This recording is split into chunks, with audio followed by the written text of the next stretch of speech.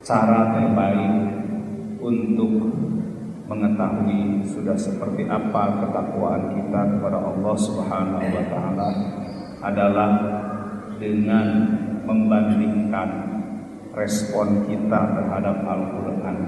Bagaimana respon kita perbandingannya dengan orang-orang musyrikin Mekah yang sezaman dengan Nabi Muhammad sallallahu alaihi wasallam.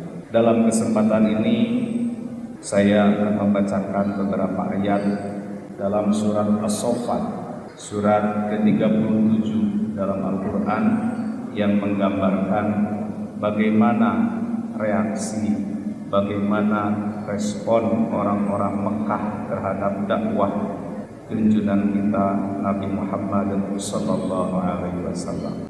Ayat 11 Allah Subhanahu wa taala menyampaikan, A'udzu billahi minasyaitonir rajim. Bismillahirrahmanirrahim.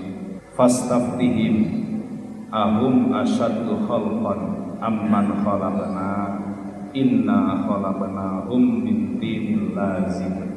Fastaftihim, maka tanya Muhammad olehmu orang-orang musyrik Mekah itu, ahum asyaddu khalqan, apakah mereka merupakan makhluk yang terhebat, atau apakah mereka lebih hebat dibanding dengan ciptaan kami yang lain? Sesungguhnya kata Allah, inna khalaqnahum min tinil lazib, sesungguhnya kami telah menciptakan mereka dari tanah liat. Bal anjibta wa yaskharun, tapi sungguh engkau Muhammad akan merasa heran karena ternyata mereka melakukan penghinaan kepada Nabi Muhammad sallallahu alaihi wasallam. Wa idza dzukiru la yadhkurun, apabila diberi peringatan dengan Al-Qur'an, orang musyrik Mekah itu la yadhkurun, tidak bisa diberi peringatan. Bahkan mereka di ayat 14, wa idza ra'au ayatan yastaskhirun, apabila mereka melihat tanda-tanda kekuasaan Allah, apabila mereka membaca ayat-ayat Allah, yastaskhirun, mereka melecehkannya, menghinakannya, sambil mengatakan wa qalu in hada illa sihrun mubin. Mereka orang-orang musyrik Mekah mengatakan terhadap Al-Quran itu adalah in hada illa sihrun mubin, bahwa Al-Quran ini adalah sihir yang nyata. Kenapa mereka menyatakan bahwa Al-Quran itu sebagai sihir? Karena Al-Quran memberikan informasi bahwa setelah manusia mati, setelah mengalami alam kubur, manusia akan dibangkitkan lagi.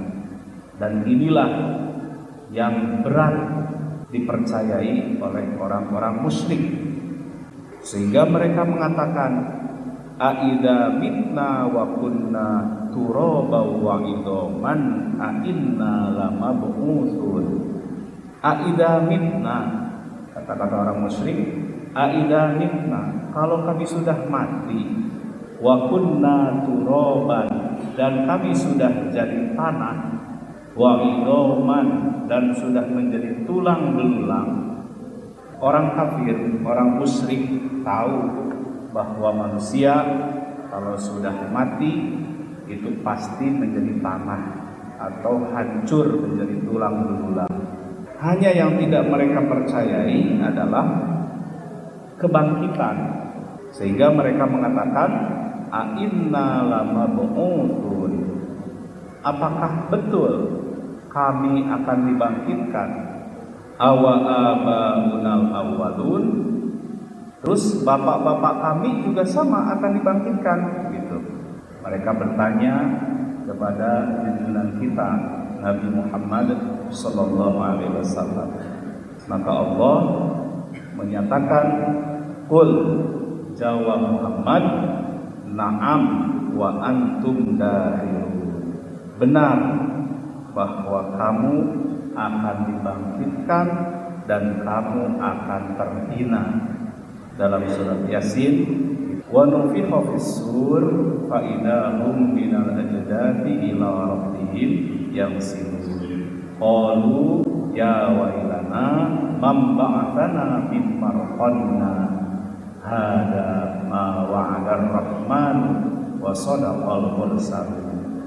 Prinsip inilah yang paling membedakan antara pengikut Nabi Muhammad dan tentang ajaran Nabi Muhammad sallallahu alaihi wasallam.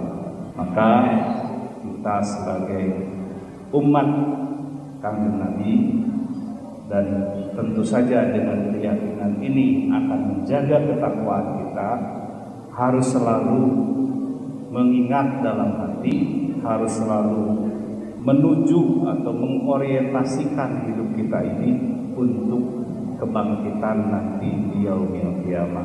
Barakallahu li wa lakum fil Qur'anil azim wa nafa'ani wa iyyakum bima fihi minal ayati wa dzikril hakim wa taqabbala minni wa minkum tilawatahu innahu was sami'ul